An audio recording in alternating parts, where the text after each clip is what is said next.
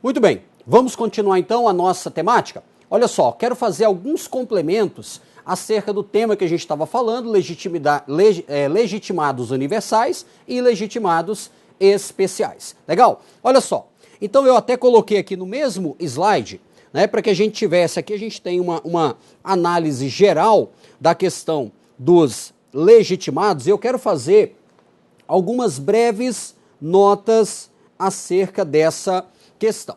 Então nós analisamos aqui que a questão do partido político, né, por se tratar de um processo objetivo, né, a perda superveniente, né, eu até coloquei, o comentário foi esse, a perda superveniente de representação não impede o prosseguimento da ADI. Por que que não impede? Porque nós estamos diante de um processo objetivo. Inclusive, o Supremo tem entendido que, por se tratar de um processo objetivo, não se aplica, por exemplo, aqui no caso do controle abstrato em processo objetivo, a alegação de impedimento ou suspeição, né?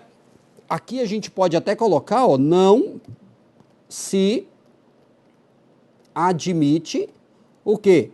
Suspeição ou impedimento. Deixa eu ver se dá para colocar aqui, artigo, lá no 134 a 138 do CPC, né, nós temos a ideia lá da suspeição e do impedimento. Não se admite exatamente por quê? Por se tratar de um processo objetivo. Uma questão importante, amigos, é que nós vimos aqui os legitimados especiais, governador, mesa de Assembleia Legislativa, mesa da Câmara Legislativa do DF, confederação sindical, lembrando que a central sindical não, entidade de classe de âmbito nacional. O Supremo tem destacado o seguinte, ó, vou colocar aqui uma notinha, nota. O Supremo tem destacado que os conselhos profissionais, né, eles não são legitimados. Não são legitimados.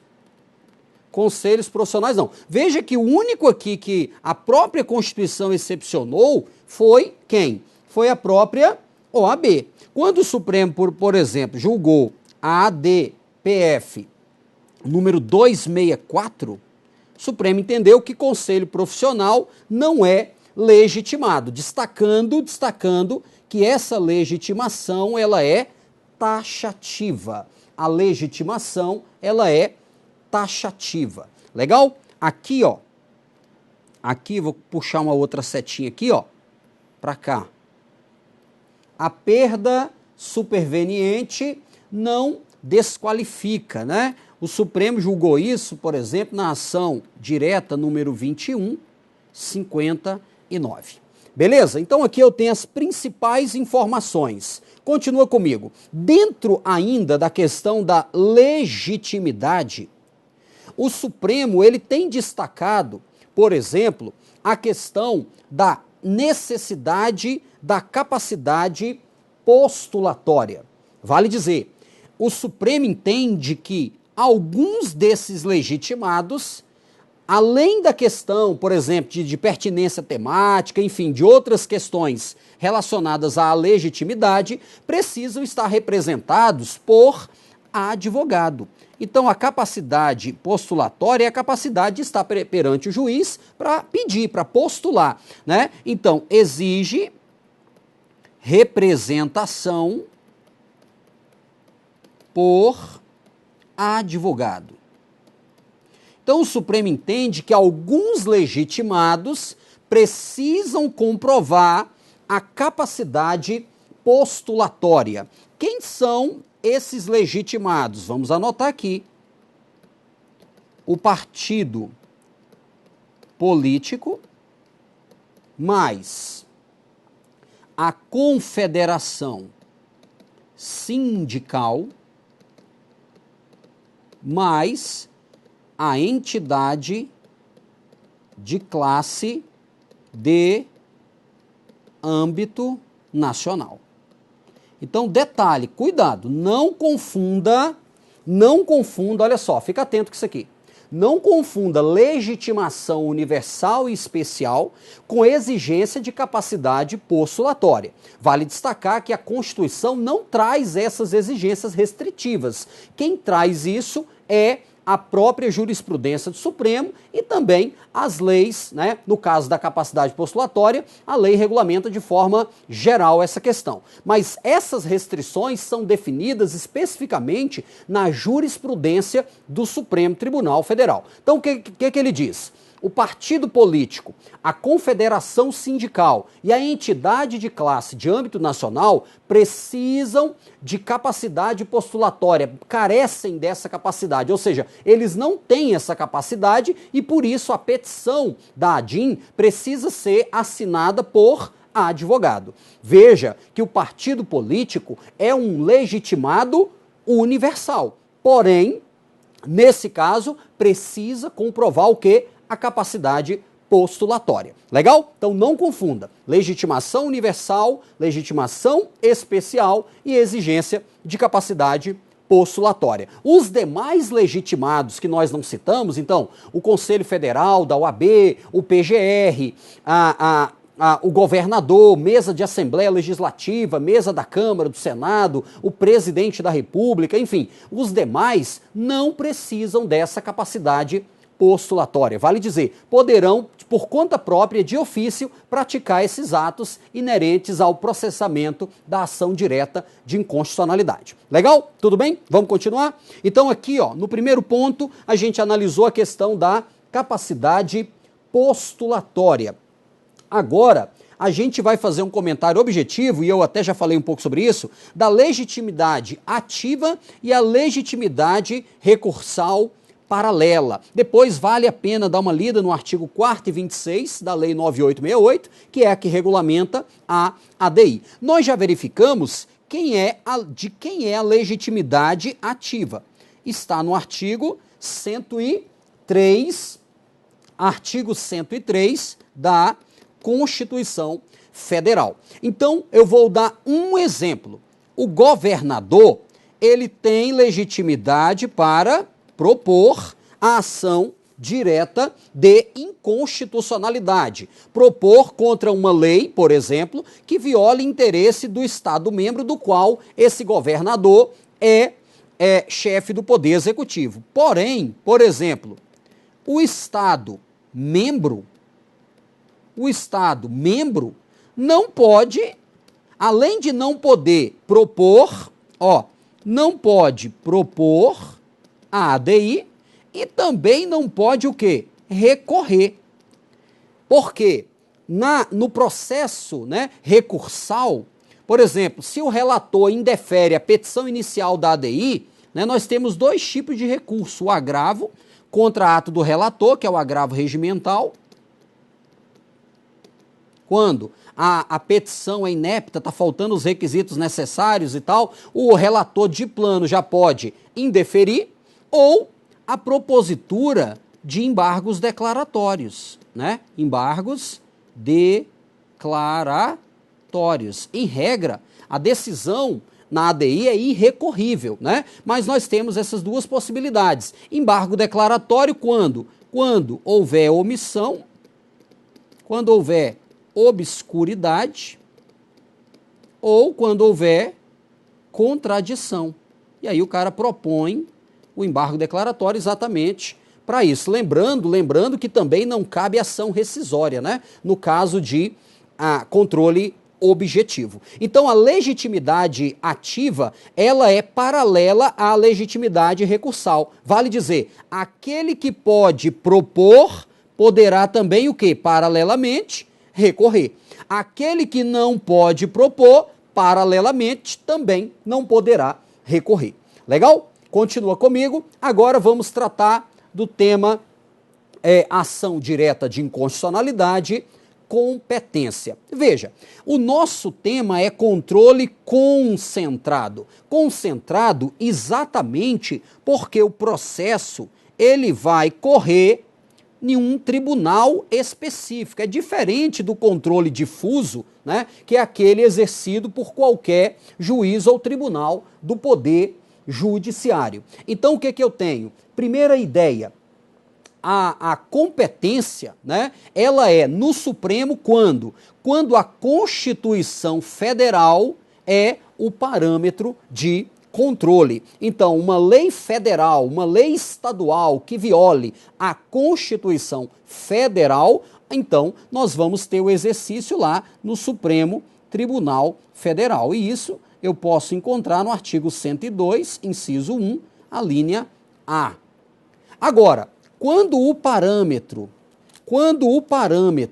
de controle, né, é a Constituição Estadual ou a lei orgânica do Distrito Federal, aí a gente tem o controle concentrado perante o Tribunal de Justiça. Segundo a doutrina, né, no âmbito estadual, pela leitura do artigo 125, parágrafo 2º, o artigo 125, parágrafo 2º, ele permite que os Estados-membros instituam, né, representação de inconstitucionalidade lá perante os seus tribunais. O artigo 125, parágrafo 2º, diz que cabe aos Estados a instituição de representação de inconstitucionalidade de leis ou atos normativos estaduais ou municipais, veja, em face da Constituição Estadual, vedada a atribuição da legitimação para agir a um único órgão. Então, o que que eu tenho? O 125 permite que a Constituição Estadual, né, institua um sistema de controle de constitucionalidade. A doutrina diz que o Estado, ele, com base nessa autonomia, pode criar a ADI genérica, a ADI por omissão, a ADI interventiva e também a ADC e a ADPF. Então, a competência vai depender do parâmetro. Se o parâmetro é a Constituição Federal, então eu tenho o Supremo como competente. Se o parâmetro é a Constituição Estadual ou a lei orgânica do Distrito Federal, aí eu tenho o Tribunal de Justiça. Destacando que no âmbito do Tribunal de Justiça do DF Territórios, né, a competência para organizar esse tribunal, né, conforme a leitura do 2114, é da União, né? Lembrando também que pela a leitura do artigo 32 cabeça, o DF ele não tem uma Constituição no sentido formal. O DF ele é regido por uma lei orgânica. E essa lei orgânica, segundo o Supremo Tribunal Federal, ela tem status de Constituição. Legal? Continua comigo. ADI contra norma de reprodução obrigatória. Esse tema é um tema bastante interessante, um tema muito cobrado. Ação direta de inconstitucionalidade contra uma norma da Constituição Estadual, norma esta de reprodução obrigatória, competência para julgamento. Eu dividi aqui em duas ideias. Vamos imaginar, né, porque a doutrina diz, olha só, a doutrina diz que no âmbito da Constituição Estadual, veja que os Estados-membros, eles têm a chamada capacidade de auto-organização. Está prevista no artigo 25, cabeça da Constituição Federal. O artigo 25 diz assim: os Estados organizam-se e regem-se pela Constituição e leis que adotarem, vírgula, obedecidos os princípios estabelecidos nesta Constituição. Perceba que os Estados-membros eles têm a chamada autonomia para se auto-organizar. Em virtude da autonomia de que dispõem, eles poderão criar sua lei fundamental e atualizá-la. Nesse caso, a Constituição Estadual. Porém, a Constituição Estadual tem que obedecer os princípios constitucionais. Segundo a doutrina, nós temos os princípios estabelecidos, os princípios extensíveis e também os princípios sensíveis. Princípios estabelecidos são aqueles previstos na Constituição Federal, que são de reprodução obrigatória pela Constituição Estadual. Perceba que os princípios estabelecidos, e alguns vão dizer princípios de reprodução obrigatória, são aqueles princípios constitucionais que, ainda que não reproduzidos na Constituição Estadual, deverão ser observados. Por exemplo, a Constituição Federal, no artigo 37 até o 41, artigo 37 ao 41, cuida da administração pública. E o artigo 37, cabeça, diz que os princípios da administração pública vinculam a União, os estados, o DF e os municípios. Qual é a consequência? Os Estados-membros, ainda que não disciplinem esse tema na sua Constituição estadual, devem obediência a esse parâmetro constitucional. Por quê? Porque se trata de uma norma de reprodução obrigatória. Então, em tese, em regra, o que os Estados-membros fazem? Ora, se trata de uma norma de reprodução obrigatória, os Estados-membros dão Ctrl+C, Ctrl+V na norma constitucional e jogam dentro de seu texto. Porém, existem também, principalmente na lição do professor Raul Machado Horta, ele fala, existem as normas de reprodução obrigatória, que são aquelas normas que o Estado obrigatoriamente deve atender e, em regra, deverá reproduzi-las na sua Constituição, e existe o que ele chama de normas de imitação. O que é isso? São normas constitucionais que o Estado coloca na sua Constituição, mas ele não é obrigado a fazer. A pergunta que se tem é, uma ação direta de inconstitucionalidade proposta contra uma Constituição estadual, contra uma norma da Constituição estadual de reprodução obrigatória. Uma norma na Constituição do Estado que reproduz fielmente uma norma da Constituição Federal. Quem vai julgar essa ação direta de inconstitucionalidade? É o próprio TJ ou é o Supremo Tribunal Federal? Veja, o Supremo Tribunal Federal entende que, nos dois casos, tanto na norma de reprodução obrigatória quanto nas normas de imitação, nos dois casos, a competência será do próprio Tribunal de Justiça. Por quê? Porque não é contra, a própria Constituição estadual. Então, a ADI vai ser julgada no próprio TJ. Só que tem uma diferença. O que o Supremo entende? Que, se for proposta uma ação direta de inconstitucionalidade contra a Constituição estadual, em face de uma norma de reprodução obrigatória, a ADIM vai ser julgada onde? No próprio TJ. Porém, contra a decisão do TJ, o Supremo admite a interposição de recurso extraordinário. De novo, quem é que vai julgar a ADI contra norma de reprodução obrigatória ou norma de imitação? O Supremo não distingue. Nos dois casos, quem vai julgar é o próprio Tribunal de Justiça. Porém, quando se tratar de uma norma de reprodução obrigatória, o Supremo entende que, contra a decisão do TJ, poderá ser interposto um recurso extraordinário lá no Supremo Tribunal Federal. Porém, quando se tratar de ADI contra norma de reprodução apenas contra as chamadas normas de imitação, ou seja, aquelas normas que não são de reprodução obrigatória, nesse caso, a decisão do TJ é irrecorrível. Vamos fazer uma notinha sobre isso? Então, olha só, o que eu tenho aqui? Competência para julgamento. Segundo o Supremo Tribunal Federal, a competência para julgamento é do próprio Tribunal de Justiça. A competência para julgamento vai ser do próprio Tribunal de Justiça. Então eu tenho aqui, competência do TJ. Quando se tratar de norma de reprodução obrigatória, competência do TJ. Porém, o que o Supremo vai dizer? Admite-se a interposição de recurso extraordinário no STF. Recurso extraordinário que está regulamentado no 102.3 da Constituição Federal. Então, quando se tratar de uma norma de reprodução obrigatória, eu até coloquei algumas aqui como exemplo, então, quem julga a ação? O próprio TJ, porém, admite-se a interposição de recurso extraordinário no STF. Quando se tratar de norma de imitação, de quem é a competência? Também do próprio TJ. Essa é a jurisprudência pacífica no Supremo Tribunal Federal. E aqui, o Supremo não admite a interposição de recurso extraordinário. Não admite, porque o Supremo entende que a decisão do TJ, nesse caso, a decisão é irrecorrível.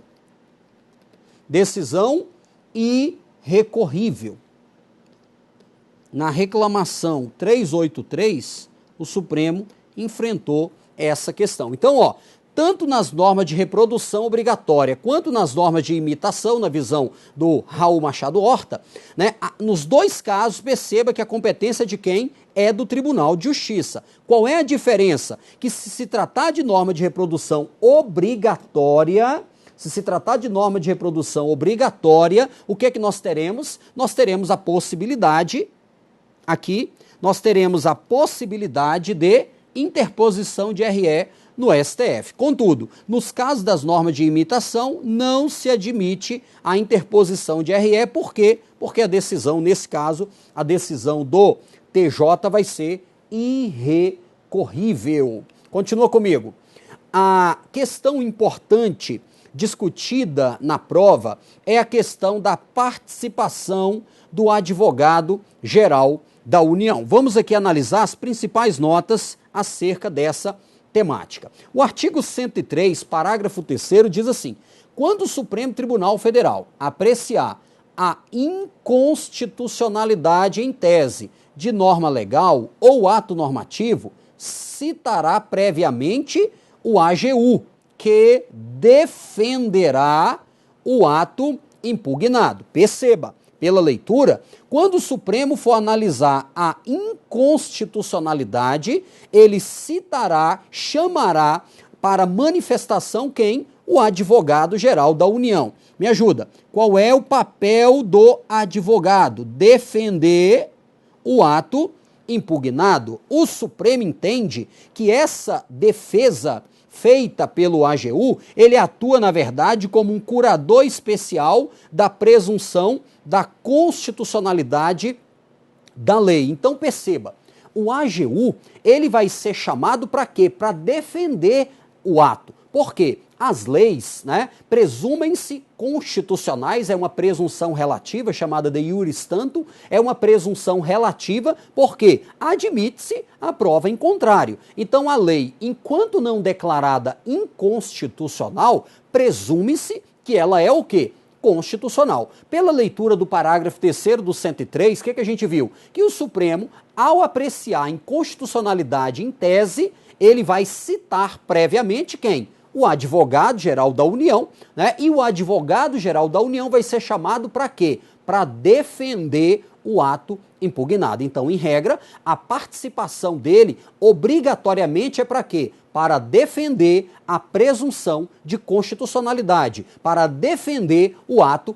impugnado. Vale destacar, então, que essa participação do AGU, ela, na visão do Supremo, ele atua como um curador especial, ou seja, um protetor especial da presunção de constitucionalidade. Porém, o próprio Supremo entende que essa participação do AGU pode ser dispensada quando? Quando o próprio Supremo Tribunal Federal, em outros casos, já tiver declarado a inconstitucionalidade daquele mesmo tema. Ora, não faz sentido o AGU, em todo o processo, participar defendendo a constitucionalidade, mesmo quando o Supremo já tenha pacificado que a norma é inconstitucional. Não faz sentido ele defender um ato, dizer que o ato é constitucional, se o Supremo já tiver previamente declarado a inconstitucionalidade em um processo objetivo, em uma outra ação, por exemplo, direta de inconstitucionalidade. Veja que a decisão do Supremo, né, em ação direta de inconstitucionalidade, em regra nas ações de controle concentrado, nas ações diretas, né, no sentido geral, a decisão, ela produz eficácia contra todos, que é o efeito erga omnes, e efeito vinculante, né, salvo se houver por 2/3 a questão da modulação de efeitos, que a gente vai ver um pouco mais à frente. Mas o fato é que a regra é o Supremo citará previamente o AGU, e o AGU tem o papel de de defender a presunção de constitucionalidade. Vamos analisar isso? Olha aqui. O Supremo, na ADI 1616, ele disse assim, ó, dispensabilidade da defesa se já existe uma tese jurídica pacificada como inconstitucional pelo Supremo. Então, peraí, a regra é participação como defensor do ato. A exceção vai ser a dispensa se, olha a condição, se já existe uma tese jurídica no Supremo pacificando aquele tema como inconstitucional. Então, essa questão é bastante importante na hora da prova. Continua comigo. Agora, nós vamos analisar qual é o objeto da ação direta de inconstitucionalidade. Nós vamos analisar em que casos, né, segundo a doutrina dominante e segundo o Supremo, em que casos ela é cabível e em que casos ela não é cabível. O primeiro ponto, quando a gente faz a leitura, né? Quando a gente faz a leitura lá do artigo 102, inciso 1, a linha A, ele diz, né, lá claramente que a ADI é contra lei ou ato normativo, o quê? Federal e estadual, federal ou estadual. Lembrando que a ADC, ação declaratória, nós vamos ver, mas vale a pena já deixar destacado, a ADC é só contra lei ou ato normativo federal.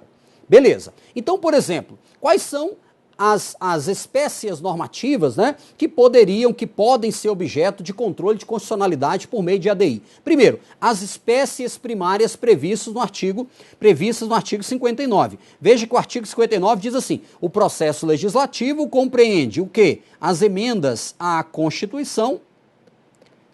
Também nós temos 3 espécies de lei. A lei, já coloquei lei, então, ó, a lei ordinária, a lei complementar e a lei delegada. O que mais? Nós temos a medida provisória.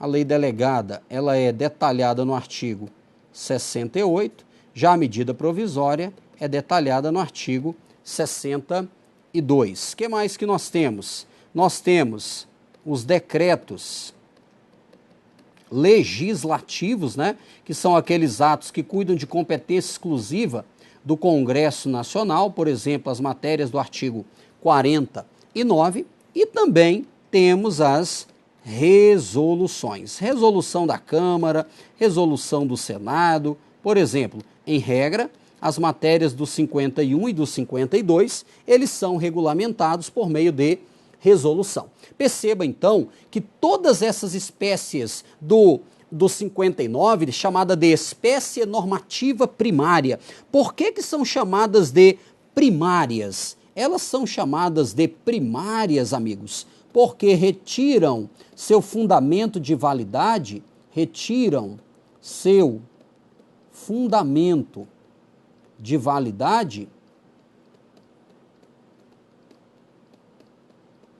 diretamente da Constituição. Não há uma norma interposta, diretamente da Constituição. Então, por exemplo, é possível propor uma ação direta de inconstitucionalidade contra uma emenda à Constituição. Perceba que aqui nós estamos falando, né, quando se fala do controle concentrado, quanto ao momento, a forma de controle, o modo aqui, ó, vai ser um controle o quê? Sucessivo ou repressivo. Porque no controle abstrato, nós não temos o controle abstrato preventivo, né? Aqui nós estamos tratando de um controle repressivo, ou seja, essas normas já promulgadas e publicadas.